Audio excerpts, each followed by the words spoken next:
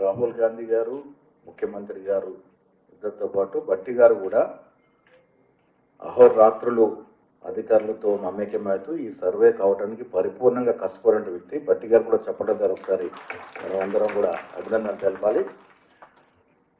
మీ అందరికి బట్టి గారు గౌరవ ఉప ముఖ్యమంత్రి క్లుప్తంగా వివరంగా ఏ రకంగా సర్వే జరిగింది, ఎక్కడ లోటుపాటు లేకుండా ప్రభుత్వం అన్ని జాగ్రత్త తీసుకుందో చెప్పినారు. అయినప్పటికీ కూడా ప్రతిపక్షాలు గోలు చేసినట్టు సందర్భం.